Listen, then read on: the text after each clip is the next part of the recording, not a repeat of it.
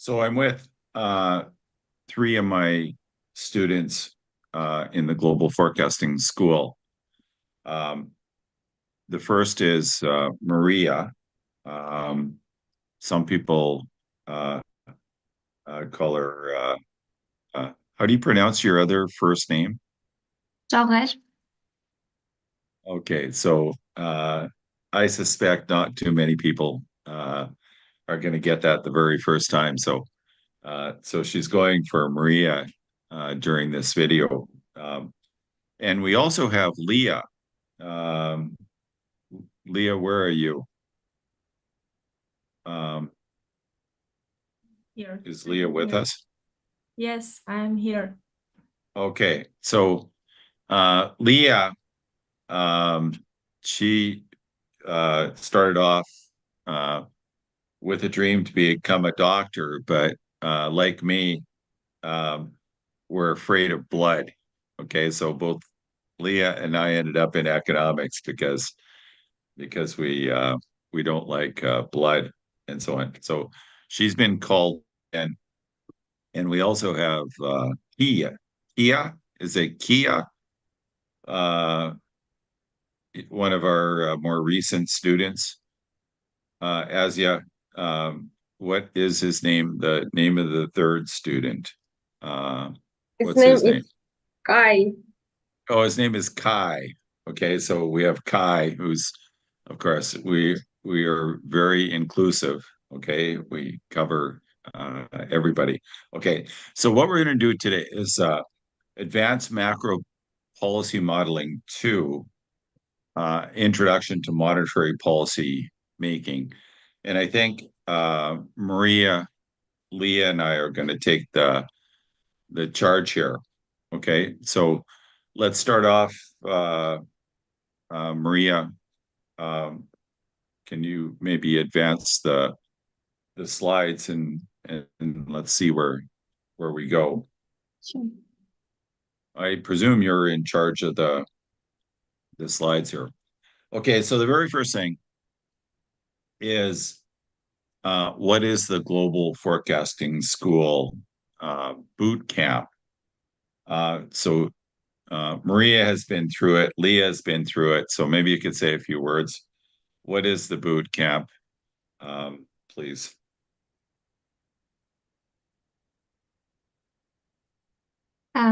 Yes, sure. I've been there. It's a couple of months. Um, I was there with my team, also from Central Bank of Armenia. We worked there. We developed our modeling skills, research skills. I mostly worked with Diana, and with the guide of Haikas, we developed a monthly projection model. And we have learned quite a lot during this whole month, which was really amazing for us. We enhanced our skills drastically. Um, so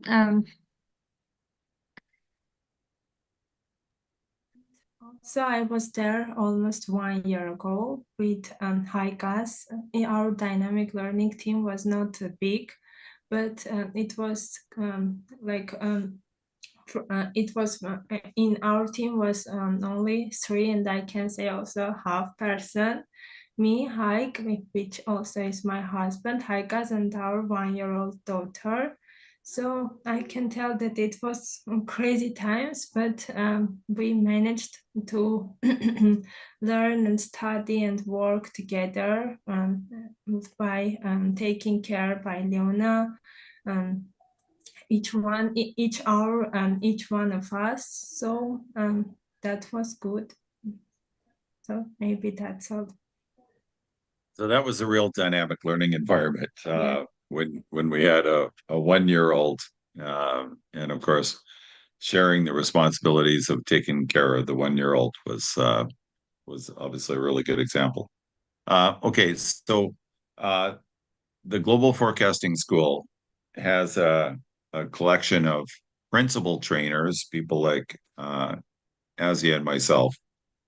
Um, as well as these external experts. And so we're very lucky to have three people that were legends at the International Monetary Fund. Hamid came to me from Princeton in the 1990s, and we developed basically these models that took the Blanchard finite planning horizon framework and extended it to have better life cycle kind of income profiles and so on. And that analytical framework actually is the thing that we've gone back to start adding all kinds of interesting features onto it, such as endogenous money creation, or effectively all these issues that are coming down the road that we like to talk about in terms of three layers. Number one, demographics. So a lot of discussion about the fertility rate has fallen below 2 in many countries. Aging population in Japan, over 10% of the population now is over the age of 80. Okay, so there are incredible, important macroeconomic questions that remain completely unresolved. Questions like the whole question, what is the risk-free world real interest rate? Olivier Blanchard thinks it's a really low number. Larry Summers and ourselves thinks that we're in a different regime. That basically we started off the period before the global financial crisis in full employment. We're now in full employment in between before the global financial crisis, and now there has been an immense increase in government debt. HICAS, who's in the chart below, is the person that has been collaborating with Hamid and myself, developing those macro models, what we call DSG economics, not to be confused with DSG modeling, which is typically based on infinite horizon representative agent models and so on. And so we're going to be talking in this set of lectures, AMPM2, going through initially models with endogenous money creation. And you might ask, well, why the heck are you starting off with something so complicated that it's not even in our textbooks at this point? And the answer is because it's so important for understanding absolutely everything. We need to start off there because dealing with a modern financial system and understanding the implications for how to think about the world, virtually everything in the world that's relevant for monitoring what's going on in the world and trying to make sense of what's going on in the world, you have to have an analytical framework that's consistent with endogenous money creation. This new research on DSG economics will strongly emphasize the role of stock flow consistency. And so we're going to go through a little module where we look at the importance of stock flow dynamics. We're thinking about very basic things like the private saving rate, thinking about the capital stock for the housing sector, for the private sector, for virtually every kind of stock flow kind of relationship that you would think about. So we'll also talk a lot about government debt, net foreign liabilities, how to think about the analytics of that stuff. Okay, so on the page we have, again, Hamid Faruqi, who is one of the external advisors of the Global Forecasting School and the Better Policy Project. And we have Bob Ford, who's in the middle, who basically attends virtually all of our weekly seminars and so on and provides feedback. So Bob was a mentor of mine, someone who I think is responsible to a large extent for my education after I left graduate school. We also have Yanis Helikias, very special character, who's spent many years at the IMF after graduating from Yale, from under James Tobin. So we like to joke that Yanis is the only person on the planet alive that studied under both James Tobin and Franco Vitigliani. Okay, so Yanis plays a role of helping us to develop the program of how you teach an economist macroeconomics and monetary theory from the perspective of looking back at all the great papers that were published by people like Tobin and Modigliani and Milton Friedman and so on. So we have another series that's basically the top 25 papers in macroeconomics, and basically the person that was pushing the development of those training material for our global forecasting students was Yanni, because that's how Yanni believes that economics should be taught, both at the graduate level and at every level. It's all about reading those papers, applying them, and extending them, and so on. Okay, so then we have Vahe and Angela. It is a mistake. Angela is the one in the middle, and Vahe is the one on the left, and so on. Angela was the very first student in the Global Forecasting School. So she's now a level 2 student.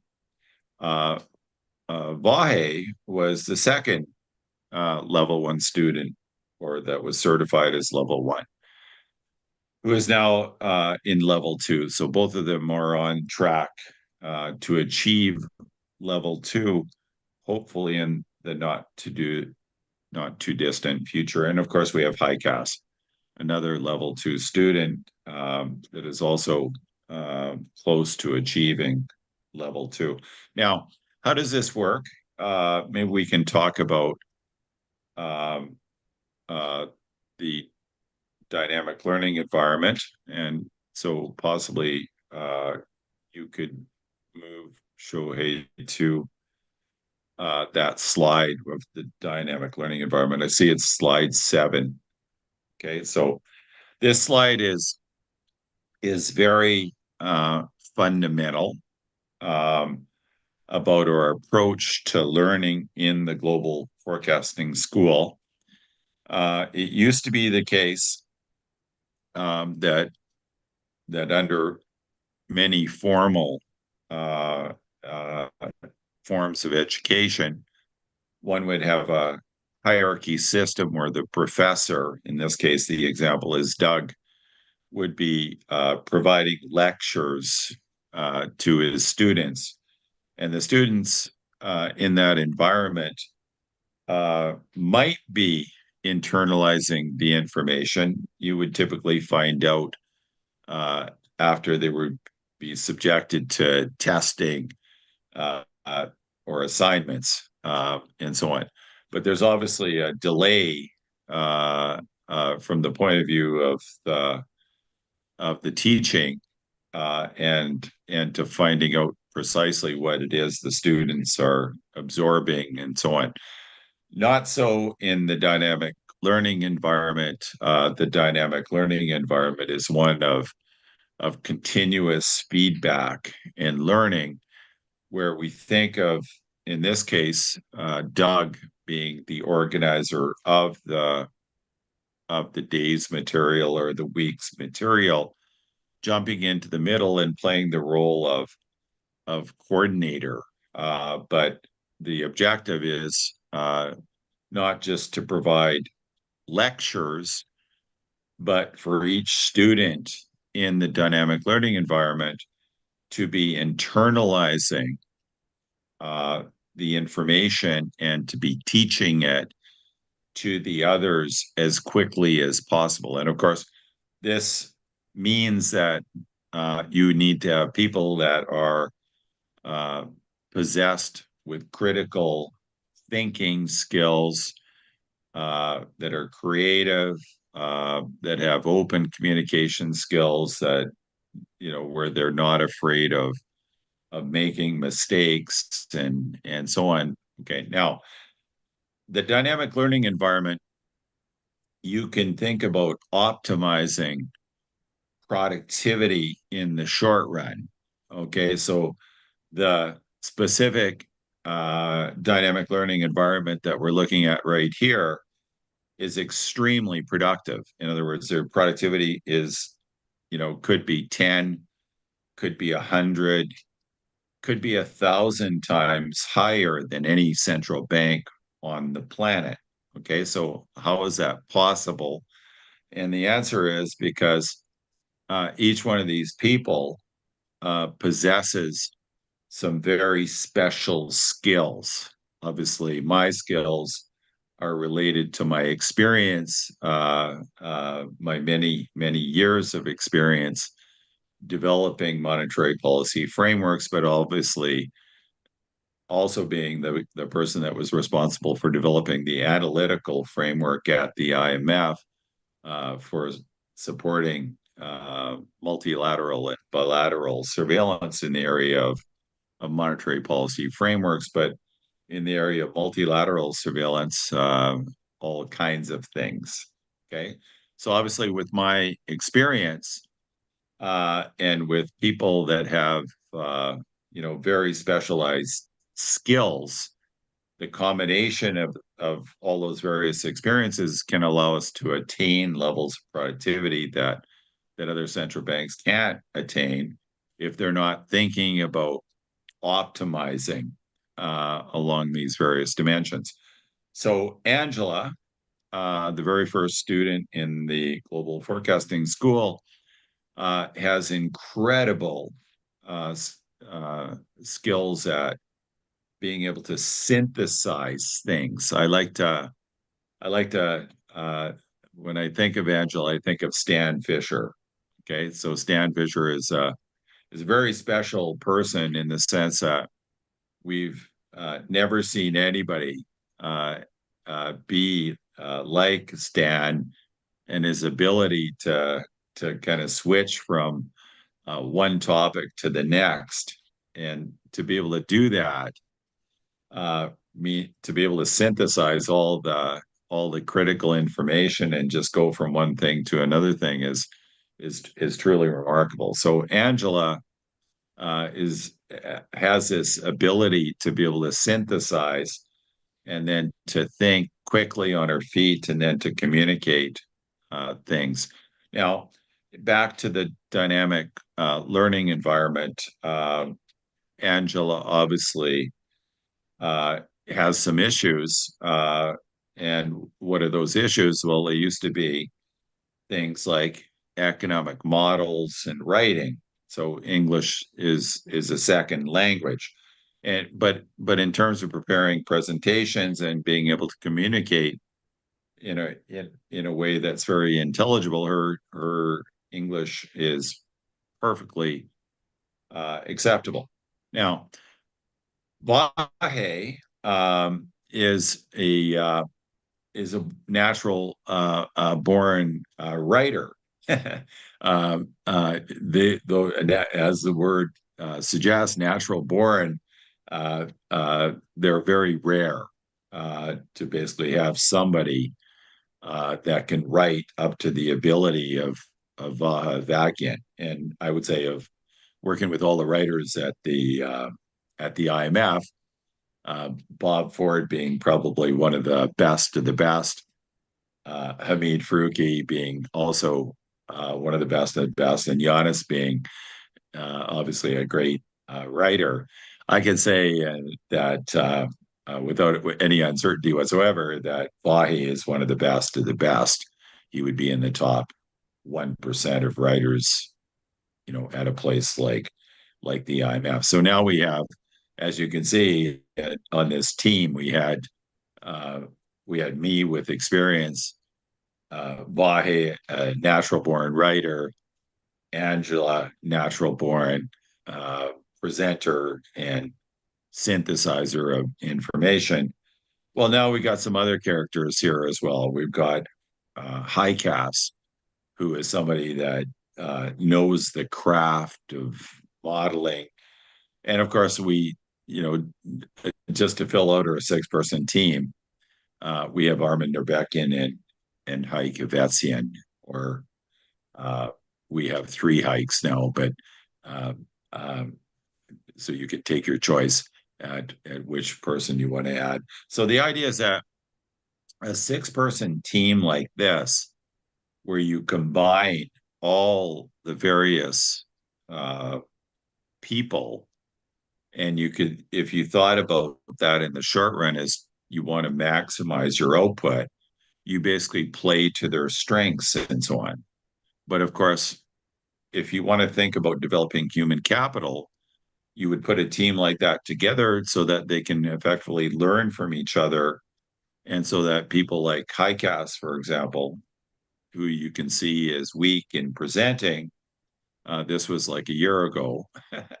If you listen to Highcast now, you might say, well, I don't really think Highcast is really weak in presenting at all. And so part of this dynamic learning environment is that there's a commitment by the people to excellence, and that commitment means that when they write down weaknesses, they work on these weaknesses, and they have obviously the instruments to do so, because they're working with people that are strong in those particular areas, and they can learn from them. So today, for example, one of the teams, we threw the youngest and most inexperienced into the middle today on our team in Georgia, and so it'll be fun to see what they produce at the end of the day. Okay, so but anyway, maybe Shohei and Leah could maybe explain what they think the dynamic learning environment is to them. Yeah, for me, the first thing that I want to mention is that in dynamic learning environment, you are not afraid of failing, making mistakes, and of course, learning from all of it. It's about learning from each other, teaching each other. For example, me, I'm responsible for making teaching materials for my colleagues and also for our newcomers. And it's really important to internalize all the information, all the knowledge, and be able to internalize it and transform it into a teaching material, help others to learn it quickly, and in this way to boost the productivity of the whole team. This is the most important thing for me. And I would say that's something that comes quite naturally to you, because that's the kind of person you are, that you're constantly, you have the what I would describe as the cooperation gene. Okay, so Maria has the cooperation gene in the sense that she likes outcomes and processes where everybody cooperates. And so if anybody's struggling, Maria is always the one that's going to be in their room, basically helping them out. Okay, so that's a great gene to have Maria. Leah, where are you? I am here. Leah is the pragmatist, I would say.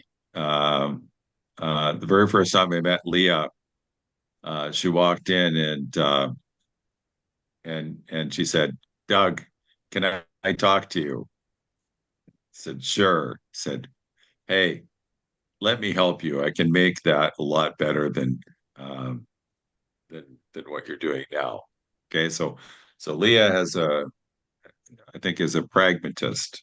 That when she sees things and she's not happy with the way they are, she takes action and basically finds a solution to it. Okay, so let's just carry on um, and move on to the actual subject matter. So you can look at our YouTube channel and stuff. And so now we're going to go into the substance of the modeling and so on. So uh, before we get there, we always have to, do the you know, so this is something, it's in our code. It's everywhere. I'd rather have Bob Solo than an econometric model. Uh, and what Stan Fisher meant was by that is I don't want any damn econometric models unless I have economists. They're a complete waste of time. They can infect an institution. Just having this idea that you can have all these crazy models, you waste more time looking at a bunch of nonsense and so on. So um, so I'm pretty sure that's what he really meant. Okay, I'd rather have Bob Solo than an econometric model, full stop. But what Paul Samuelson said was, but I'd rather have Bob Solo with an econometric model than without one. And what that means is that it's the economist that's truly in charge, that models are being used uh, to facilitate structured reasoning, uh, a way to help think about quantifying certain things and so on, as opposed to, unfortunately, the way that models are used. I want to give an example. This guy from cybersecurity came up to me and said, "Are you concerned about cybersecurity?" And I said, "Well, what do you mean?" He said, "Well, what if tomorrow all your models were wiped out?" Okay. And my response to that would be, I would celebrate. I would celebrate because I know that I have the best economists in the world. And when you have the best economists in the world, we would welcome all of our models would be deleted, because anybody that actually would worry about models and think about those models as somehow being super important, okay, without understanding it's the economists, they would be worried about losing their models. Okay. Whereas now, of course, that, we also realize that as a part of human capital development, that these really great modelers that we have and that we train have a bunch of code. And those code are basically not just a bunch of models, but have methodological approaches to how we build models and how we use models and so on. So I would just like to really firmly say that if you're thinking that you'd somehow lose everything if you lost your models, you're in the wrong course today, because those kinds of people don't really understand uh, how models could be used and why they might be helpful under certain situations. Okay, so we will now start with the very first topic, which is not covered in standard textbooks still to this day. If one goes to the school, there's a private school, for example, in Diligent, and in that school, they have a textbook, and one of the chapters of the textbook is what do commercial banks do in the economy? And the answer in that textbook is that they collect deposits and then pool those deposits together to make larger denominations of loans to build and finance large-scale infrastructure or housing or capital and so on. That view of the commercial banks is just simply bananas. It's nuts. It's completely wrong. And not only is it completely wrong, but it's dangerous. It's incredibly dangerous if we think that way about how the financial system works and so on. And so we're going to start off with the lecture on designing models for macroprudential policy analysis. But when we go through the actual models, we'll see that they're important for understanding virtually everything that goes on in the world every day. And I would say every minute of the day. And so, so despite the fact that we're going to be talking about designing models for macroprudential policy analysis, this stuff is the bread and butter for how we think about the economy and how we organize our analysis and so on. So let's start with this. This presentation is going to be based on really two working papers that were written in 2014 that are still relevant to this day. One is called MapMod.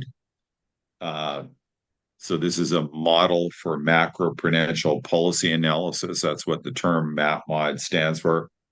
There's the first paper that has the equations and so on, which is impenetrable because the analytical framework was based on infinite horizon representative agent models, and it turns out the whole research agenda kind of ended with this paper because the analytical framework wasn't possible to extend the model in very interesting directions. But the second paper, the 2014 B paper, has all of these wonderful results in it that deal with all kinds of different environments that are really interesting. And that's what I'm going to basically talk about. One application that we did with this framework after the 2014 papers was a paper led by Ioannis Morgandini, where we looked at the implications of countercyclical capital buffers and loan-to-value limits. Okay, so that's kind of the second application, which is actually the first paper where you actually had a model like this, where you actually had some instruments, macroprudential policy instruments that you could think about for potentially trying to regulate modern financial systems. Okay, so let's move on to the next part. So this model is going to be based on what we describe as an endogenous money creation. So this isn't the loanable funds model that I was talking about in the story about banks collecting deposits and then lending them out. Okay. And it's going to show up, and it's going to be clear after we go through these presentations that this idea of endogenous money creation is going to be very fundamental for studying macroprudential policy, macroprudential issues, as well as the implications of excessive credit expansion. So, what's going on with China right now is kind of the perfect example where you have the combination of an excessive credit expansion. And so in China, over a period of a decade, their debt, this is private sector debt, rose from 100% of GDP to 200%. That was done at a time when property prices had effectively gone to the moon. There was a level of property prices per meter had gotten to levels that were, well above what they were in major cities in other countries from advanced economies and so on. So the level of property prices has just gone haywire. And of course, this was all done in a shadow banking sector where there was virtually no regulation. So it shares, all the things of the global financial crisis. And of course, we're starting to see the implications of it now. So what I have to say here is broadly applicable to all financial crises, but the one that's actually unfolding in China right now. Okay, so let's carry on. And okay, so could you just maximize your screen, please, and go full screen? So MapMod is designed specifically to look at the risks on the asset side of the financial system's balance sheet, or specifically excessive credit expansions. Okay. Now these credit expansions could be to the household sector, could be to the business sector, could also be to the government sector. Okay, like it was in COVID and so on. So excessive credit expansions. So the banking sector just lends a bunch of money out to either the private sector or the government. And of course, asset price bubbles. Okay, so it's the combination of this excessive credit expansion and asset price bubble. That's going to be the dangerous cocktail when both those things are a characteristic of the environment. You would say the probability of a crisis has increased. Okay, that's going to be important. Now, the focus is going to be on credit risk and not liquidity issues. So why would I say that? If you want to look at the angle of liquidity risk, you should really look at all the stuff produced by the New York Fed. Okay, and so we're not going to be saying that studying the liquidity issues are not important, because they certainly are.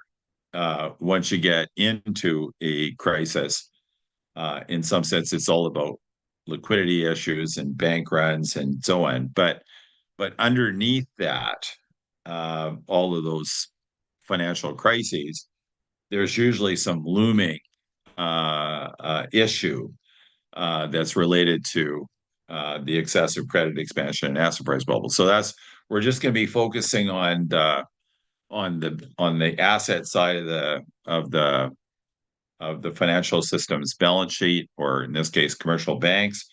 But we don't want to say that liquidity issues are not important. They're obviously very important.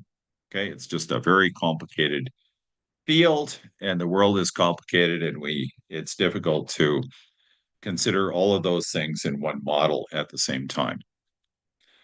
Now, the model Part of the reason why it's complicated is that it's going to capture these nonlinear interactions between borrower balance sheets and bank balance sheets in the real economy. Okay, and so this is going to be a very, very important part of the story that even though we're going to be using continuous and differentiable functions, so we're not going to be using like kinks and stuff like that uh, that basically are designed to explain certain behavior once it happens, but we're going to be trying to model financial cycles as being these cycles where things are really smooth before the crisis, uh, when the seeds of the crisis are sowed by an excessive credit expansion that builds up over a period of years,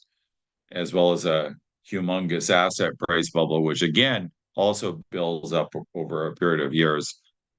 Things can look very smooth, and then all of a sudden, once you're into a crisis, you have these incredibly nasty and vicious interactions between the borrower balance sheets, the bank balance sheets, and the real economy. Okay, so that's going to be a fundamental characteristic of this model because of the nonlinearities. And of course, we're going to argue that that replicates the basic features of financial cycles, and therefore it provides a useful framework for then assessing macroprudential policy trade-offs. And what do we mean by macroprudential policy trade-offs? We mean things like reducing the risks of financial crises and benefits of designing frameworks that can do that, versus what are the costs of these macroprudential policies in normal times. So if one were to think about it like we're going to show you in this presentation, that one could reduce the incidence and severity of financial crises with say counter-cyclical capital requirements, that will be good in the sense that we'll have less financial crises. But if we have a higher level of capital requirements on average, it means that that will obviously work to raise the cost to capital, will reduce the amount of credit that the economy has access to, and that will obviously reduce potential output. It'll reduce the capital stock, reduce the sustainable level of consumption, and so on. So it's a question of, a clear risk reward kind of trade-off that every country or institution responsible for financial stability has to consider these trade-offs. And how can it do that? Well, it can't really do that unless it has some sort of analytical framework for thinking about how do you study those macroprudential policy trade-offs. Okay, so let's start off with the how do we think about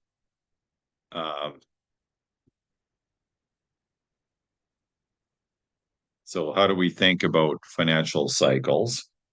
So the first thing from the empirical literature is that the seeds of financial crises are sowed well before the crisis breaks out.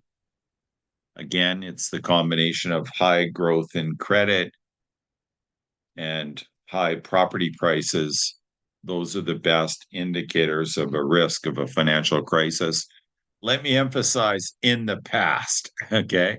In the past, okay?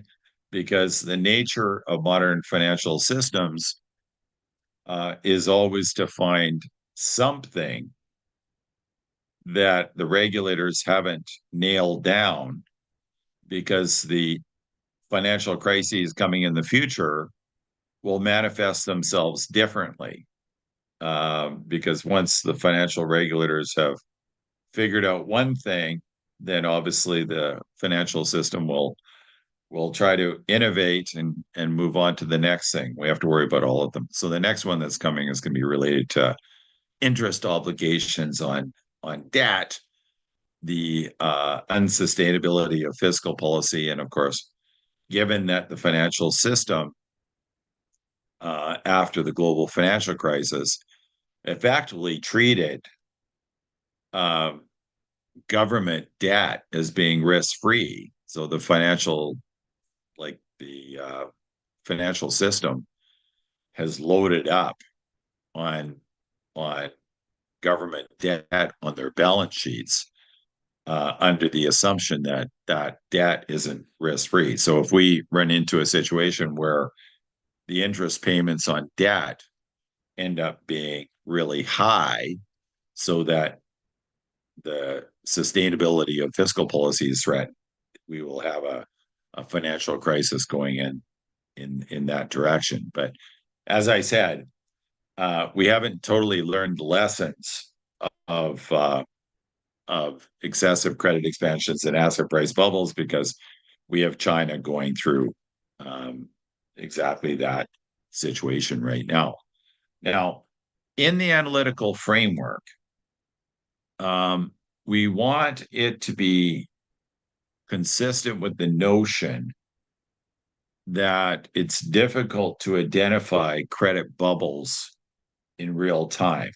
Okay, so the idea is that that is the reality, that it's after it happens, after you have a global financial crisis, there's of course tons of people claiming that it should have been predictable.